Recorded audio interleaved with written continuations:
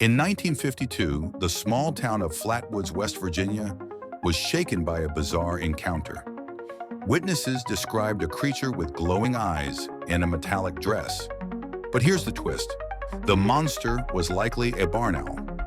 Scientists suggest that the owl's reflective eyes and the shadows cast by its wings created the illusion of a towering alien. This quirky mix-up shows how our minds can play tricks on us, especially in the dark. Intrigued by how reality can be stranger than fiction? Hit the like button, subscribe, and leave a comment to support us.